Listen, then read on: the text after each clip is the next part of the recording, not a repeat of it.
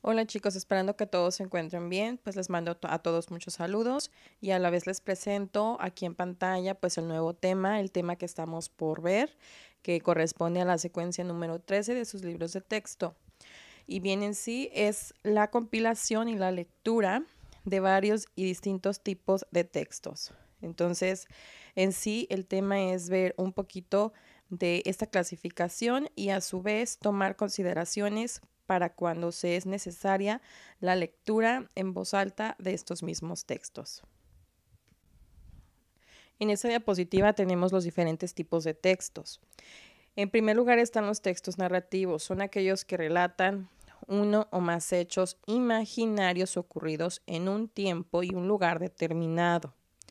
Algún ejemplo podría ser el reportaje, pero también aquí podemos encontrar algún tipo de narración literaria, como por ejemplo lo es la fábula o otro tipo de cuento a lo mejor.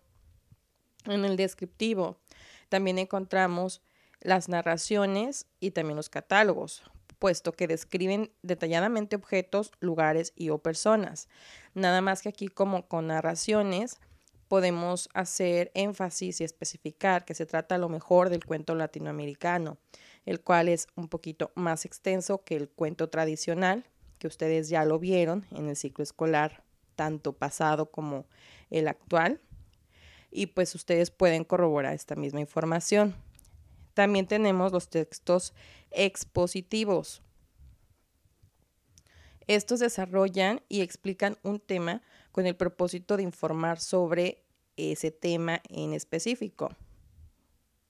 Algunos de los ejemplos sería la noticia o el artículo de divulgación, por ejemplo, ¿sí? También están los textos argumentativos, que son los que defienden o refutan una opinión o una idea, como por ejemplo el ensayo, que también ya desarrollaron ustedes un ensayo. También tenemos los instructivos, aquellos que redactan pasos, instrucciones o ciertas pautas a seguir o indicaciones. Algunos ejemplos serían los reglamentos. De hecho, si ustedes pueden darse cuenta, cada uno de estos ejemplos ustedes ya los han desarrollado durante todo el ciclo. Incluso también algunos selectivamente lo vieron en primero, pero en este ciclo escolar tuvieron la oportunidad de incluso perfeccionar aquellos mismos escritos. Aquí en esta diapositiva podemos ver ahora los tipos de narradores o los diferentes tipos de voces narrativas que existen. En primer lugar tenemos al tipo de narrador omnisciente, que es aquel narrador que conoce toda la historia, sabe lo que piensa, lo que siente y generalmente pues que tiene mucho conocimiento sobre todo lo que pasa en la historia y lo que va a pasar. Este tipo de narrador se usa generalmente en la tercera persona, él, ella, ellos, y así es como relata la historia. El otro tipo de narrador sería el de personaje. Es aquel narrador que cuenta la historia en primera persona y que él incluso forma parte de la historia como un personaje. No siempre principal, pero es un personaje dentro de la historia. El tercer tipo de narrador es el testigo. Este narrador cuenta lo que ve o lo que escucha o lo que incluso le cuentan. Solo menciona lo que dicen o hacen los personajes y es generalmente en tercera persona. Y también tenemos por último a la segunda persona. Este tipo de narrador pues da la impresión de que da instrucciones al personaje mientras está narrando los hechos que van ocurriendo. Una vez habiendo conocido ya los diferentes tipos de textos y los diferentes tipos de narradores o voces narrativas que hay, también es importante ya pasar a lo que es el tema pues como que medular, debido a que ustedes van a hacer más adelante como actividad una grabación de ciertos textos y para eso es importante tomar ciertas consideraciones de acuerdo al tipo de texto que tú estás trabajando o que vas a leer.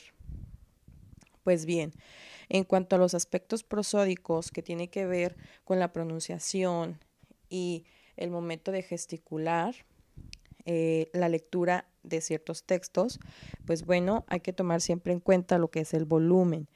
Volumen y tono van un poquito de la mano, como pueden ver aquí en el mapa, ¿sí? El volumen tiene que ver con mantener ciertos grados, alzar o bajar la voz en ocasiones, saber cuándo sí, cuándo no, pero nunca excediendo extremos. Y el tono, bueno, pues es importante, muy importante de hecho, conocer tu texto y saber en qué momento sí es importante a lo mejor enfatizar alguna emoción o definitivamente el no hacerlo, de acuerdo al tipo de texto que vas a leer. En cuanto a la dicción, pues bueno, tiene que ver con la cuestión de la pronunciación con claridad de cada una de las palabras. Para ello es importante previamente a una lectura en público o en una grabación ensayar ese texto. También tenemos lo que son las pausas. Y las pausas, pues bueno, tienen que ver con los signos de puntuación y que se tienen que hacer para lograr mejor entendimiento. También por otro lado tenemos los aspectos no verbales, cuando se quiere hacer una lectura de textos en voz alta. Sin embargo, estos pues se toman en cuenta generalmente cuando lo haces ante un público. Cuando no, pues es posible omitir estos aspectos.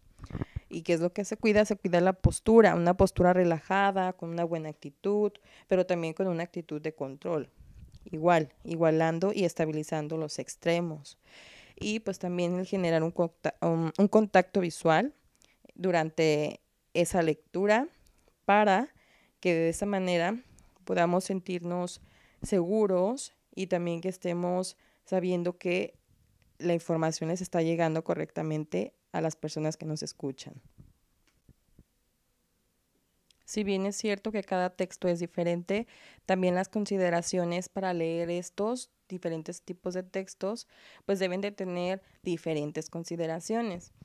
Y para ello es importante primero pues conocer el texto que tú vas a leer, te tienes que familiarizar y, por ejemplo, en el caso de los narrativos, como aquí lo pueden ver en este pequeño esquema, pues aquí se manejan más emociones, igual sensaciones, sentimientos. Entonces hay que nosotros reconocer dónde sí vamos a poder hacer más modulaciones de voz y dónde tenemos que aminorarlas. Igual conocer los signos de puntuación para hacer correctas pausas o pautas y pues también conocer el tipo de párrafo. Si es un párrafo de diálogo para aumentar el uso de a lo mejor signos de interrogación o signos de admiración, etcétera. Y también los otros tipos de párrafo, como son los de descripción, que son más de narrador y una modulación de voz distinta a la de los diálogos. Y lo mismo pasa con los tipos de párrafo de secuencia de acciones. Y pues bueno, también tenemos las consideraciones para leer otro tipo de textos como son los textos informativos. Estas consideraciones son solamente algunos ejemplos. En los textos informativos, pues también debemos de tomar en cuenta primeramente el que tenemos que conocer el tema antes de pasar a una lectura en voz alta.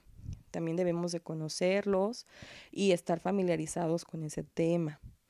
Otra de las cosas es conocer los temas, los conceptos, algunas palabras, los famosos tecnicismos que están utilizando en ese texto para no vernos torpes y no vernos como un poquito fuera de conocidos o desconocidos sobre ese tema, ¿sí? También es importante seguir los signos de puntuación, no tan marcado como en los textos narrativos. Y bueno, también el tener en cuenta el estar viendo a la gente para saber que esas personas nos están escuchando y también de repente, ¿por qué no manejar el volumen? E igual conocer los tipos de párrafos, hacer notar qué ideas son más importantes y cuáles no, mediante los párrafos o las frases principales de las secundarias.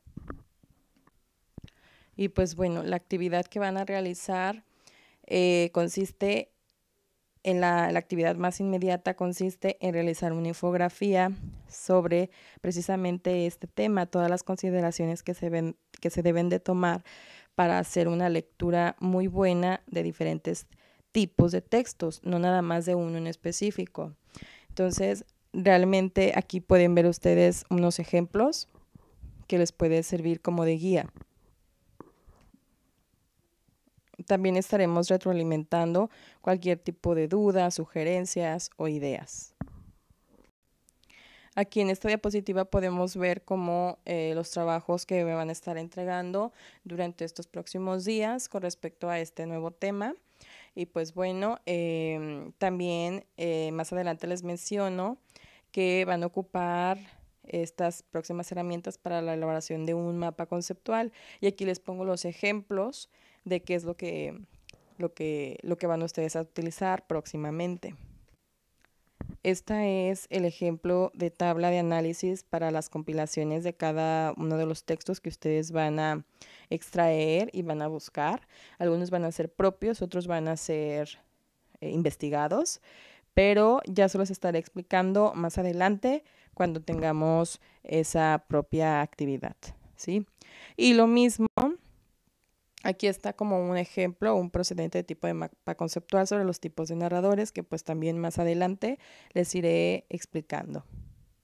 Hasta aquí el video y esperaré sus trabajos y que si hay dudas estaremos retroalimentando pronto. Hasta luego chicos, cuídense.